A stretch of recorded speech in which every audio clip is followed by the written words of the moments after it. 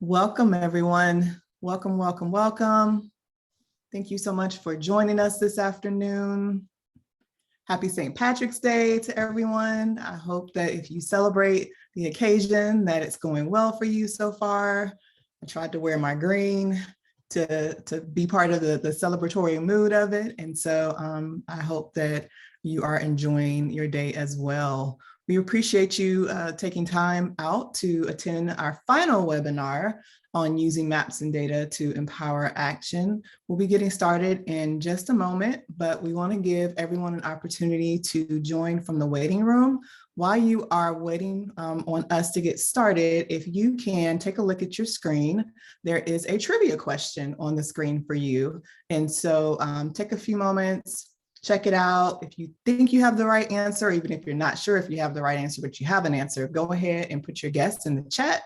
And in a few minutes, Erica will be sharing the correct answer with us. So if you're just joining us, I want to welcome you and thank you for being with us. We have a trivia question on the screen that we love for you to be able to respond to if you have a guess, and we'll give you the answer shortly.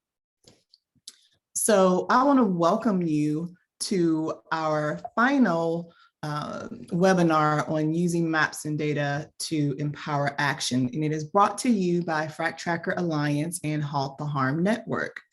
And so if you attended our earlier webinars last week, you might have gotten some really great, you would have gotten some really great information to take away. This webinar is specific to Allegheny County, Pennsylvania. And so if you live in the area, work in the area, or have loved ones in the area, just interested in that area, this information is going to be geared more so towards Allegheny County, Pennsylvania. And so I would like to introduce myself. I am Jamala Harrison. I am a member of the Halt the Harm events production team, and I just want to welcome you again. For those of you all who are not familiar with Halt the Harm, we are a people-powered network that connects supporters and leaders to come together and fight the fracking industry and trying to halt the harms that they are doing to our communities and our environment.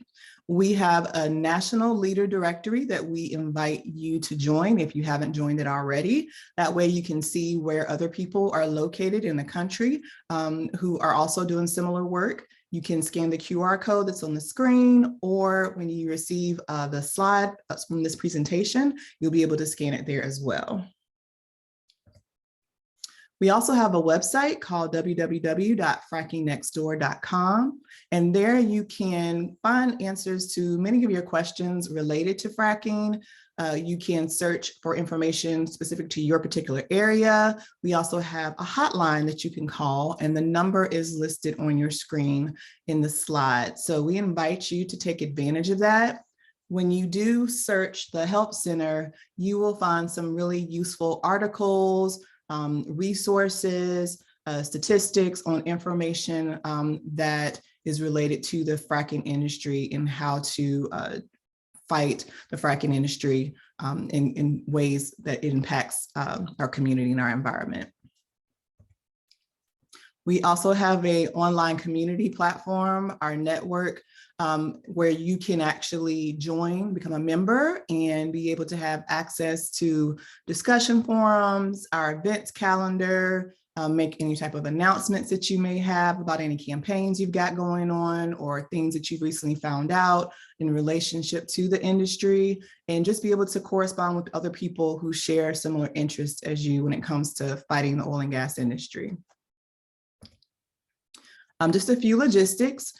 Feel free to use the chat to engage with one another throughout the presentation and ask questions for our presenters. We will have a brief Q&A that will take place at the end of the webinar, and then we'll have a more in-depth discussion that's more informal that will take place once the formal webinar is over. You can always direct message me in the chat, but if you have any questions and you end up getting kicked off of the webinar for some reason, or getting disconnected rather, then you can always email me directly at jamala@halttheharm.net. And again, we invite you to continue the discussion for this particular webinar in the network, and the website is listed there for you.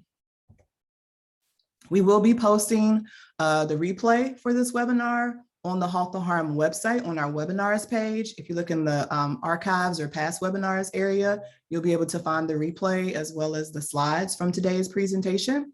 So be on the lookout for that, probably sometime, I would say early next week. We should have that posted, if not before then. And we want to just thank you. You will receive a brief survey that will come to you once the session is over. Let us know how we did. If you have any suggestions for future trainings, we invite you to email ryan@halttheharm.net, and definitely check out the other websites that are listed there on the screen as well. So with that, I am going to go ahead and turn things over to Erica Jackson. She is the Manager of Community Outreach for FracTracker Alliance. And take it away, Erica. Thanks, Jamala.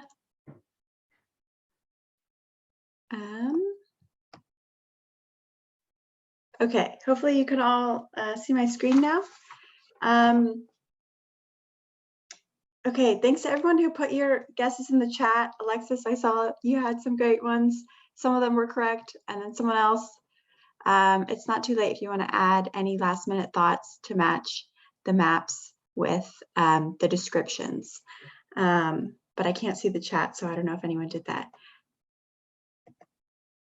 And here are the answers. So the first one is the Water Authority for Southwestern Pennsylvania. The second one, these are parcels that have been leased for land in the western part of the county. The third one is a coal mine, underground coal mine in Washington County. And then the last one is the crazy border of Columbus, Ohio.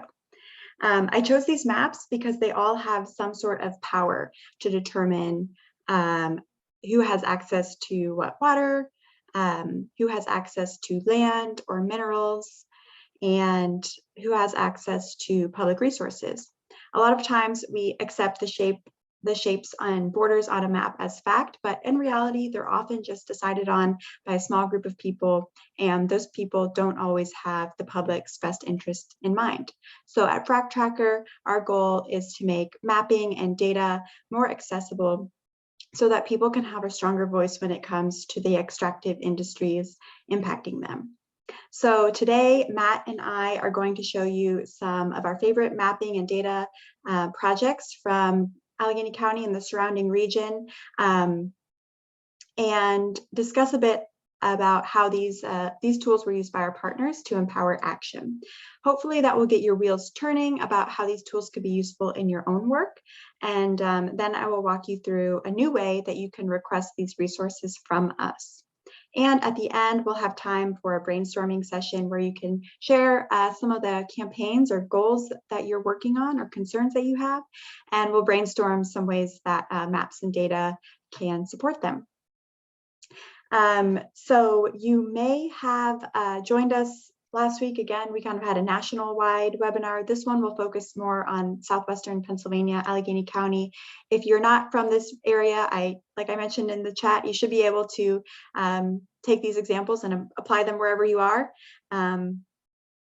But we decided to do a special one on this area because we've done a ton of projects here.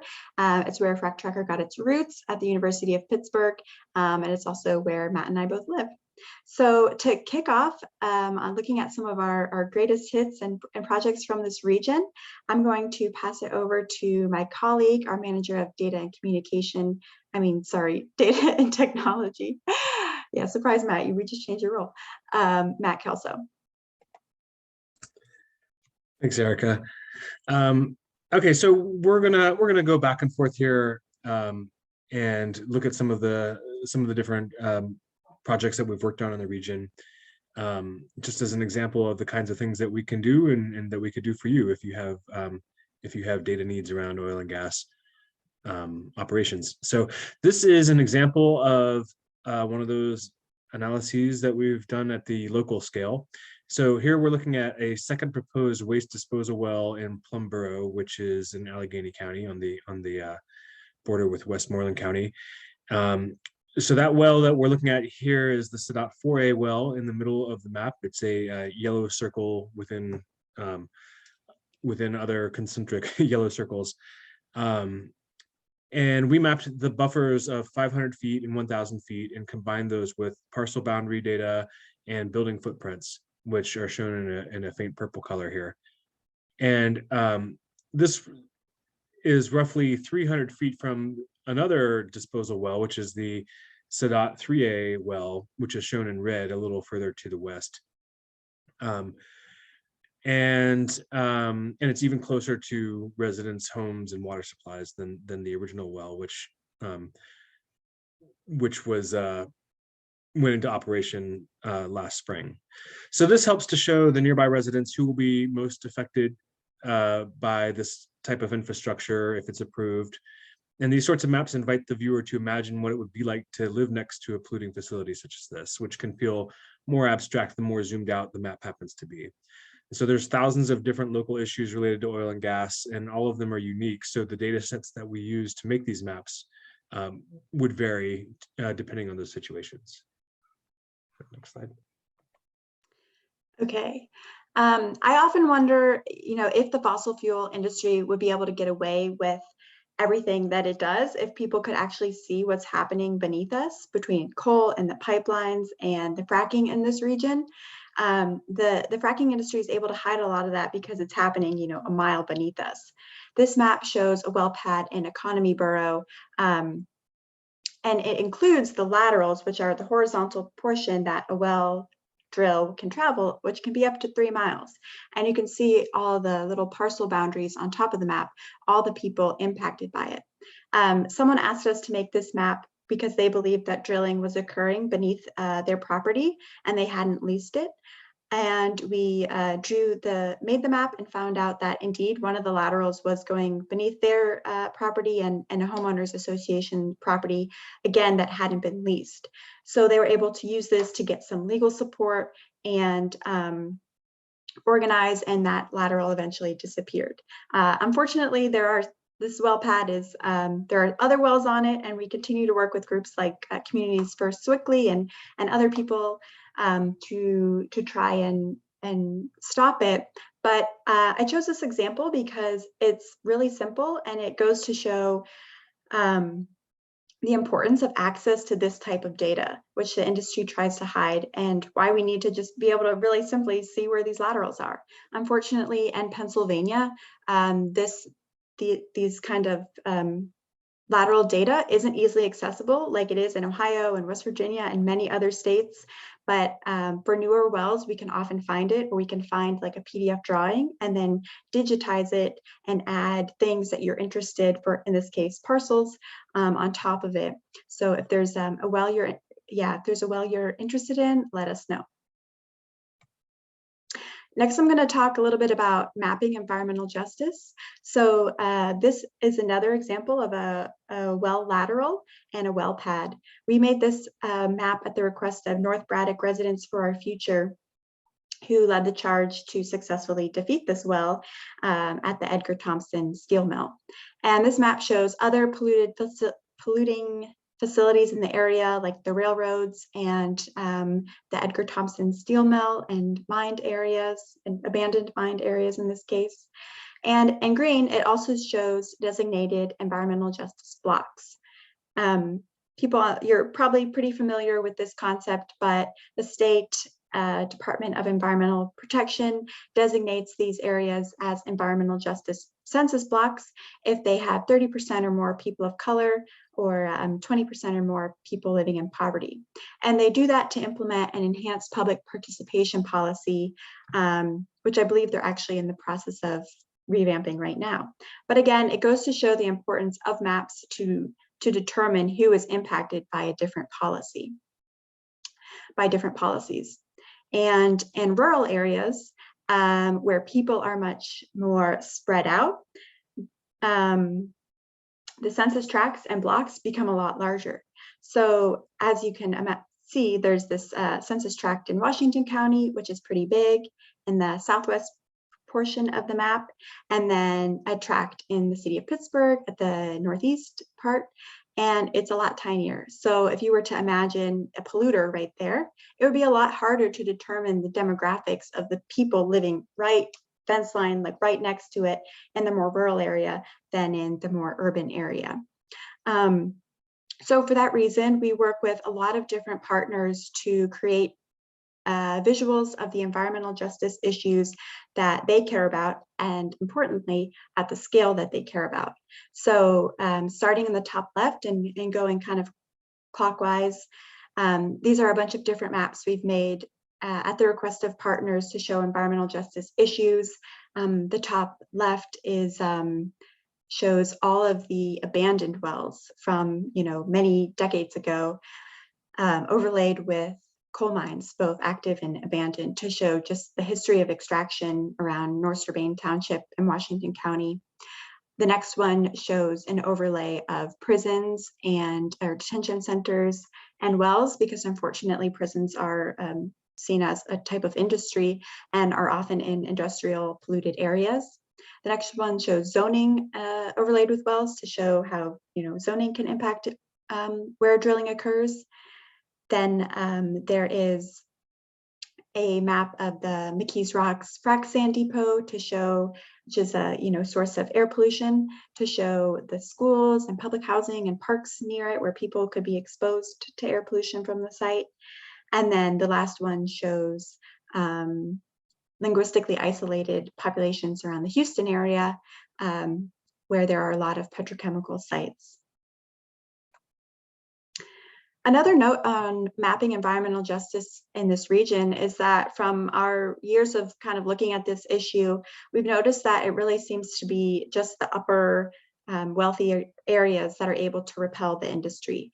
In this map, you can see it's kind of just the top median household income bracket, those people making over 200,000, the dark pinkish red tracks where there aren't wells. And you can see a few parts in this map where it looks pretty distinct, like down in, I don't know if you can see my mouse, but in the McMurray, I think Peters Township area, there's the census tract in Washington County that doesn't have any, but there are some right around it. You can also kind of see it in Allegheny County in the more northwestern part where there aren't any wells, but there are some just over in Beaver. And the environmental justice definition doesn't kind of capture that disparity between middle and upper class.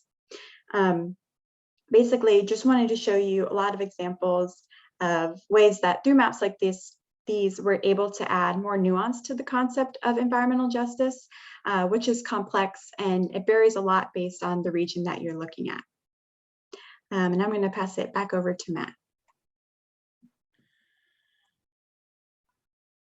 Okay, so this map was a major local project that FracTracker undertook in 2016. It's called the Allegheny County Lease Mapping Project. So lease data is technically public, but in reality is barely accessible. So to undertake this project, we partnered with data experts at Westeret, who scraped the county's entire system. This was necessary because there were no options for downloading or exporting this public data. The purpose of this project was to show the areas that the oil and gas companies had staked claim in to better understand where future drilling, compressor stations, gathering lines, and so forth might be located in the future. Aside from being data that the public should have access to, we found that there were many municipalities that lacked this information as well, which introduces a major wildcard in their ability to plan for such changes appropriately. As is all too often the case, one of the main lessons that this project, that we learned from this project was around the limits of data quality. So the county had stopped inputting location data on their public records. So when we scraped the data, we wound up with thousands of lease records that we were unable to map. County Council member Anita Prizio introduced legislation to fix this problem that we had identified. Ultimately, the county promised to go back and backfill the missing location data in their online system, which we consider a significant victory in the cause of data transparency. Next slide, please. So fracking has been banned in New York State, in Maryland, and the entire Delaware River Basin. While there are some unique situations surrounding home rule in the city of Pittsburgh, which has banned fracking, and Grant Township in Indiana County, which so far has been able to repel waste disposal wells, The reality in most of the state is that municipalities are unable to ban the industry outright. They can, however, define the character of their community through zoning ordinances, including protective setbacks.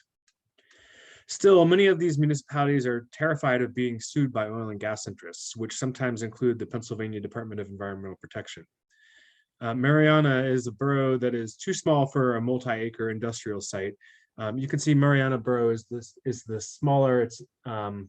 It's the area outlined in pink that's entirely surrounded here by the other municipality, which is West Bethlehem Township.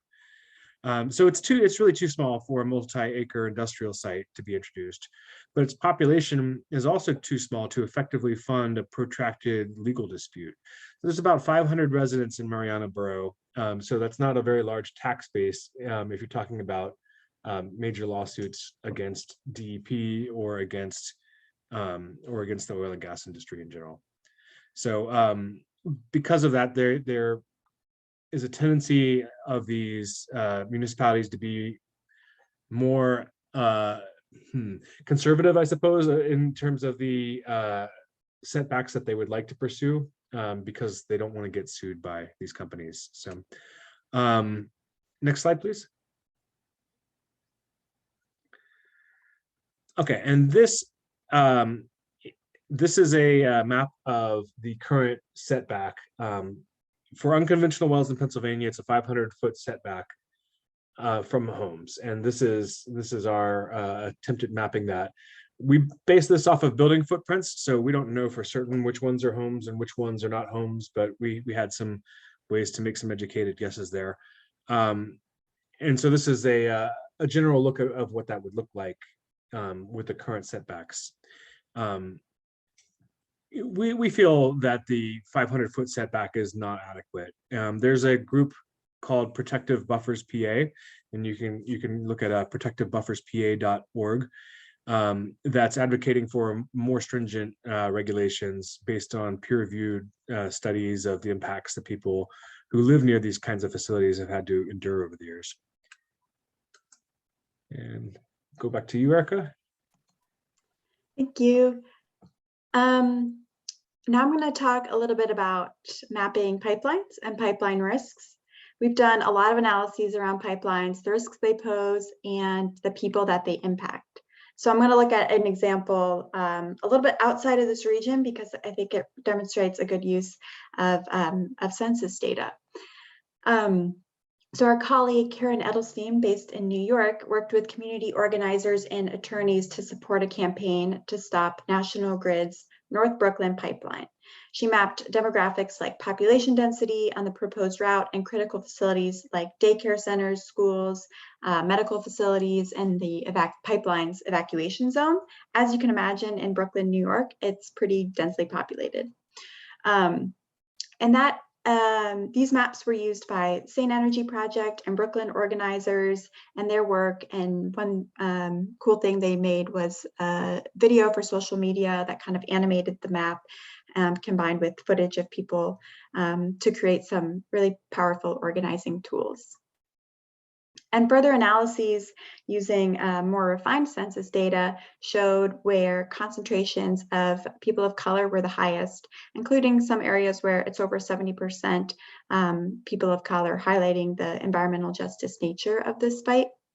And through visualizations like these, we can help communities make data-driven arguments and organize for change.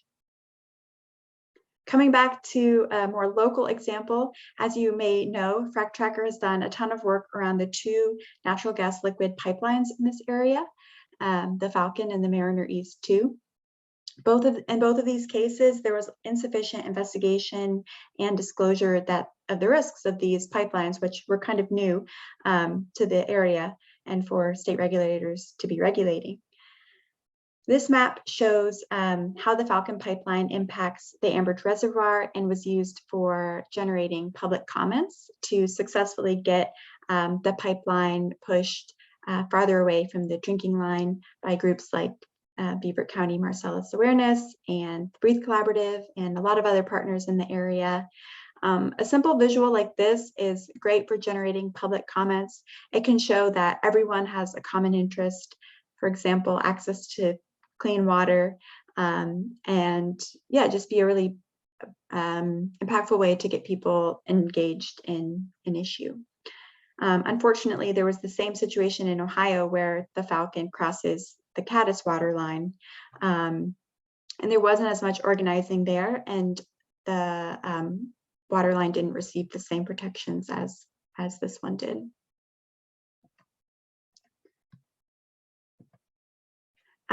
This is a map that uses a time slider of the Mariner East 2 pipeline.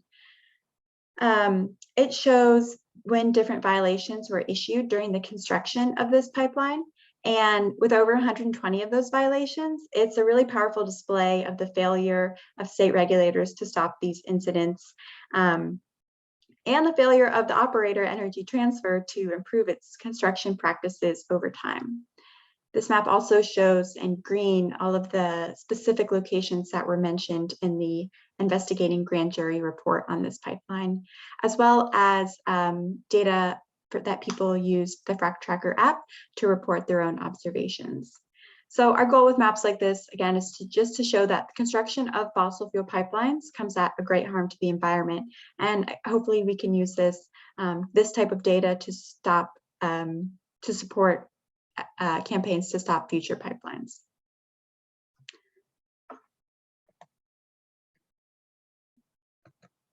We've also responded to people's requests to kind of zoom in on very specific incidents along the Mariner East 2 pipeline to create visuals to show that. So for example, there was a big spill that happened in Marsh Creek Lake, and people wanted to know where this was. So we made a simple visual of all the problems that had happened here that impacted this drinking water reservoir and impacted a lot of people in the area. Also showing how this project would be rerouted when that incident occurred. So along the lines of responding to incidents and problems along pipeline routes, we're also able to do this to support journalism. I don't know if there's any media or journalists on the call, but another famous pipeline disaster that occurred in this region was the explosion of the Revolution pipeline in 2018. For those who aren't familiar, this pipeline exploded following a heavy rainstorm, and a landslide was caused the explosion. And it's a pretty hilly region, so people were wondering, could this happen to other pipelines?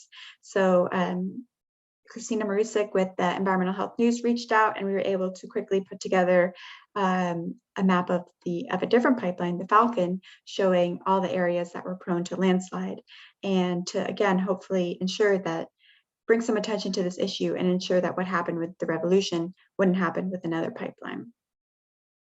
Another note on that is after the Revolution pipeline exploded, it was difficult to find a good map of that pipeline, and obviously people wanted to know if it was in their backyards.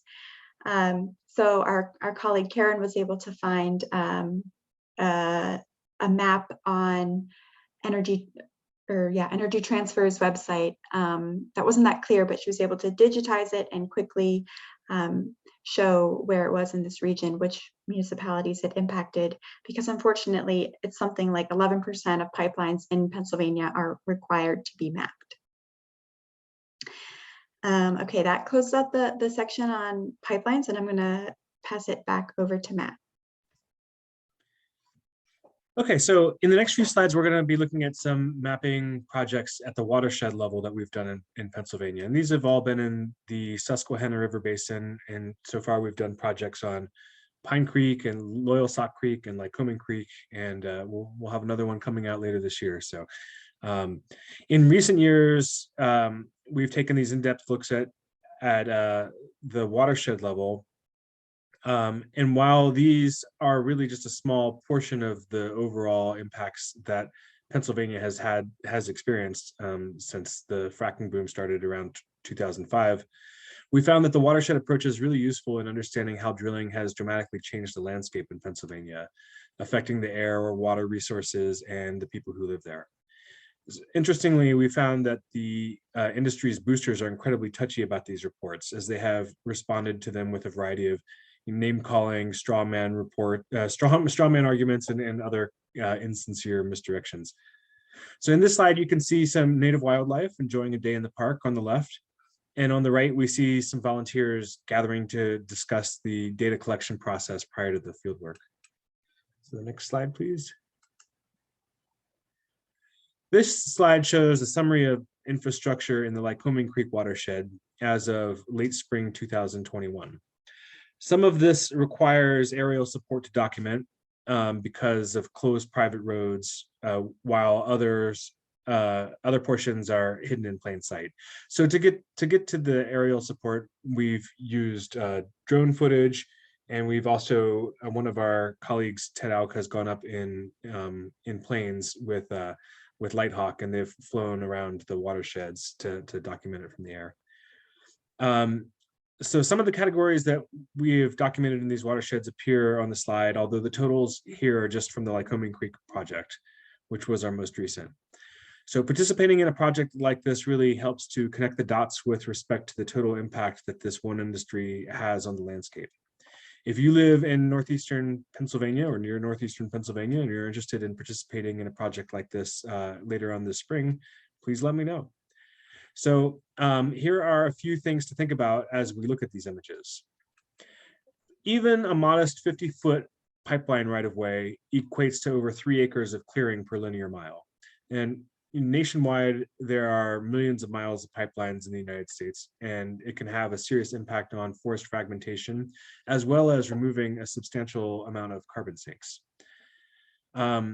On the bottom in the center there, we can see the water consumption signs. And these water consumption signs show the wells that are permitted to use millions of gallons of water every single day for 4 to 6 years each.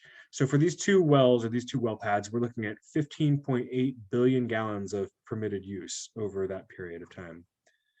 And on the bottom right there, since 2011, the wells in the Lycoming Creek watershed alone have generated more than 9 million barrels, or 381 million gallons of liquid waste, and more than 416,000 tons of solid waste. Next slide, please. Now we're going to look at some of the impacts that drilling has had on water in these watersheds. On the left, we see a beautiful photo of Pine Creek taken at sunset. One of the questions that we're asking with this type of analysis is how much drilling can this watershed withstand and still look like that, right?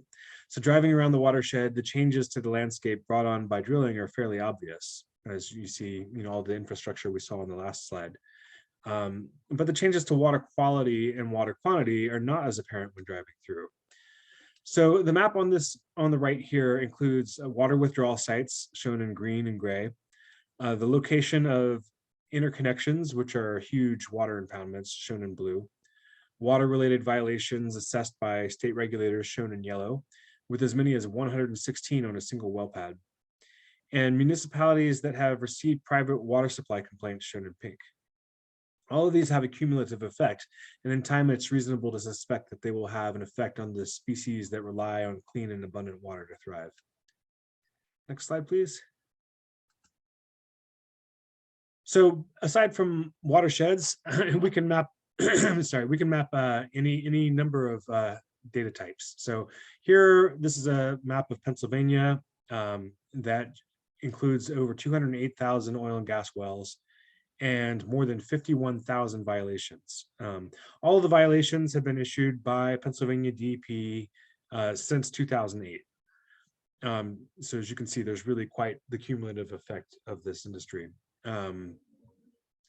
If you visit the online map, you're able to click on a location and read the nature of these violations, including a narrative description by the inspector of the site. It's really pretty illuminating to see what the inspector is experiencing site after site as you click on different parts of the map.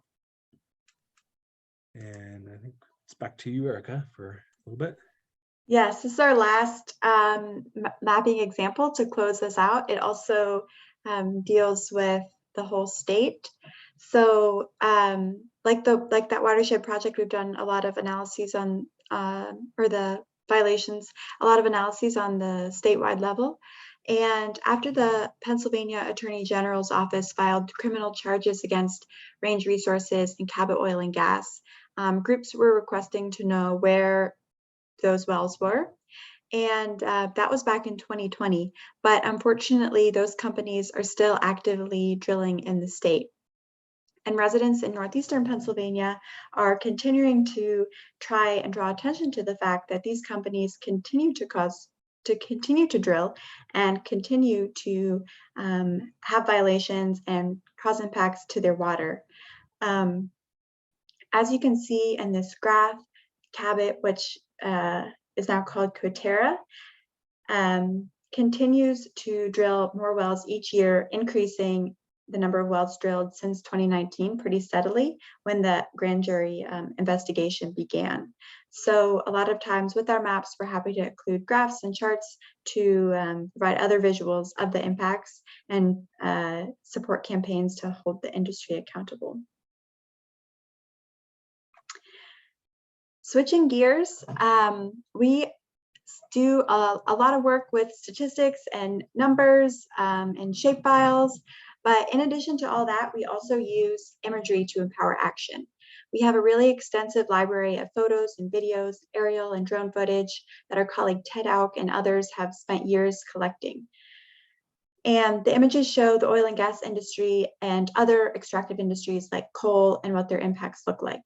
So while we can have, all the numbers in the world to prove that these industries have a detriment to ecosystems and communities, it's hard to imagine how large they are or how close they are to people or how they scar a landscape until you see the photos, or better, see them in person.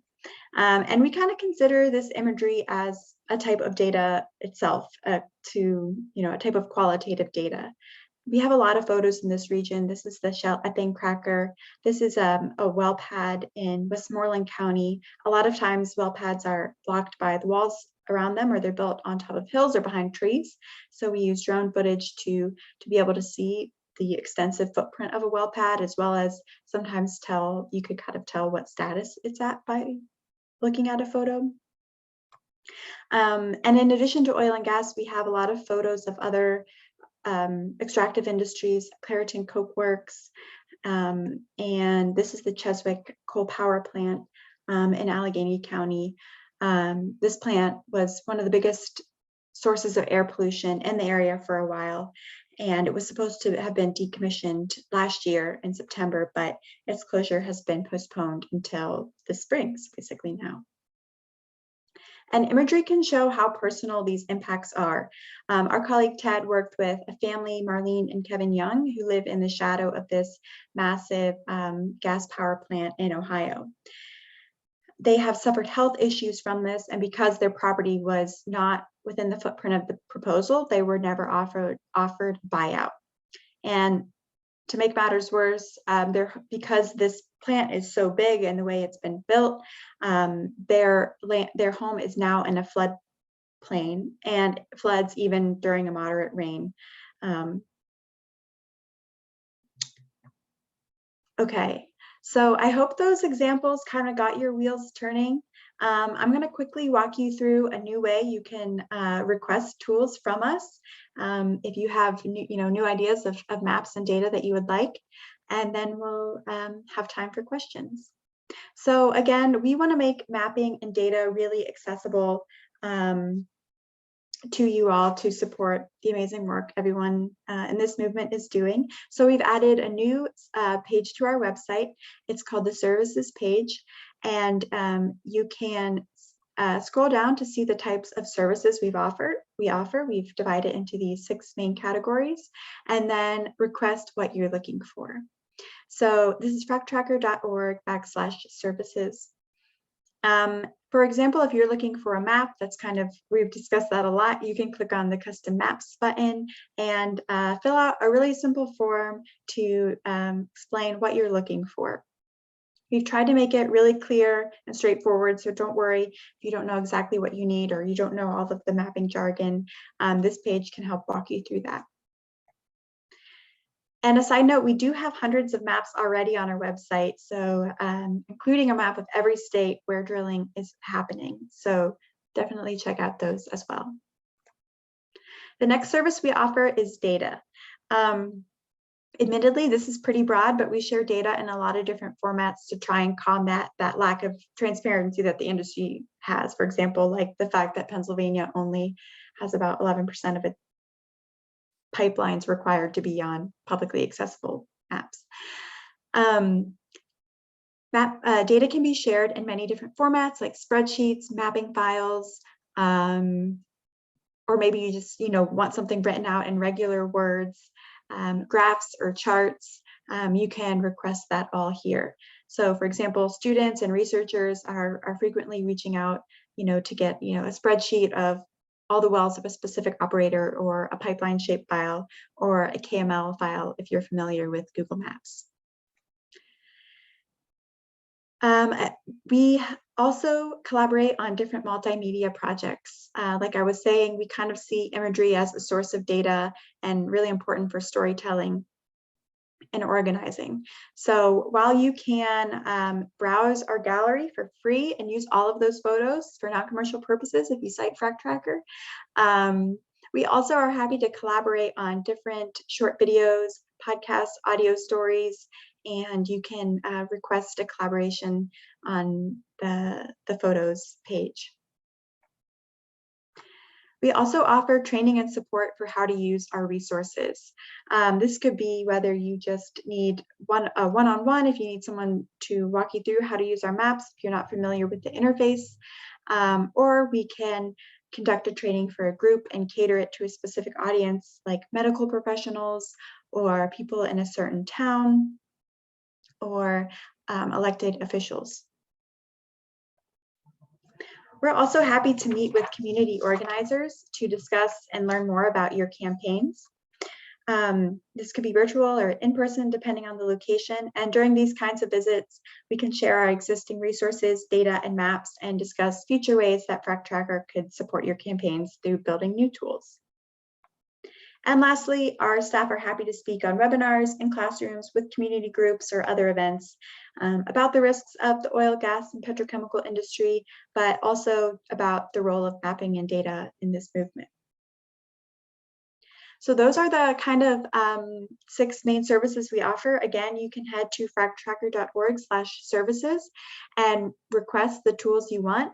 Of course, feel free to continue to reach out to us with questions, but if you have an idea of what you're looking for, you can help us streamline the process by requesting it. And finally, a quick note on funding. So we provide a lot of these services for free, prioritizing collaborations with people and organizations on the front lines of industry. But if a project does take a substantial amount of time, then we will discuss funding options with you. But the initial consultation is always free. So that concludes our webinar portion, our speaking portion. So now we're gonna, I'll pass it back to Jamila for questions. Thank you so much, Erica. So as she said, this is going to start our question and answer period. If you would like to pose a question to Erica or Matt, you can feel free to put your question in the chat. And then that way you will be able to, I'll be able to ask the question on your behalf. Also, remember, we're going to have a more informal question and answer period at the end of this question and answer, this short Q&A. So definitely stick around for that, so you have an opportunity to be able to brainstorm on some different mapping ideas you may have, or be able to share campaign information, etc. All right, so first question goes to Matt and Erica. It's from Jackie. It says, what percentage of pipelines are required to be mapped? Yeah, so I said in Pennsylvania, was reported that around 11% of pipelines are required by the federal government to be mapped, but really it's a question of like what kind of pipelines. So the bigger transmission pipelines are generally publicly accessible, available on maps, but the smaller gathering lines that connect to wells and distribution lines, sorry, I forgot the other term, are not. So that is a huge problem, the fact that we don't have good data on those. For example, with the Revolution pipeline, it was kind of not quite a gathering line, but not quite a transmission line. And so it kind of got away from some of the regulations around mapping. And yeah, that can be a big barrier for transparency and understanding the risk that people are exposed to. Can I just jump in and add something here? I think it's important also to know that the data that is collected and that is provided to us, there's some federal data sets that are available of pipelines, but they're really not very good. I mean, they're highly generalized, and in some cases they could be miles away from the actual location of the pipeline. So they'll show you, like, generally it's going from point A to point B, but along the route it is often not very accurate at all. So people looking for really local impacts are going to be misled by that kind of poor data quality. Thank you. Another question that came up, and it's already been answered in the chat. However, I'll just go ahead and voice it in case you haven't had a chance to see the chat. Someone wanted to know, is FracTracker working with Break Free from Plastic with their virtual toxic tours? And Erica's response was, yes, you all are. Do you want to elaborate on that a little bit at all? Just that, we did the mapping for that. And that was a really cool example of a way that people from around the globe were able to add to maps directly. The mapping software we use, GIS, has a tool where people can kind of fill out a survey and draw a shape on a map. So we were able to work with people across language barriers and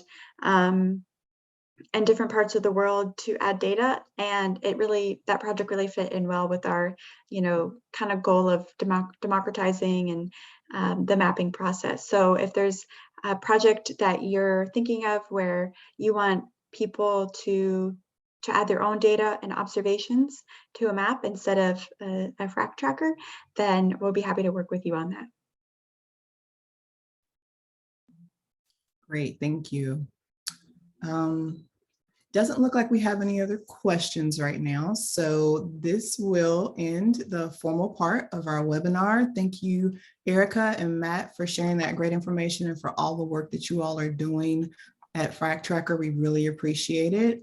I invite everyone, if you are able, to stick around for the informal discussion. That part of the program won't be recorded, so you will not be able to see it with the replay that will be shared next week. So if you want to engage in that discussion, definitely stick around. I am going to go ahead and turn things over to Erica, and she will lead the discussion portion. So thanks everyone for coming, and have a great afternoon.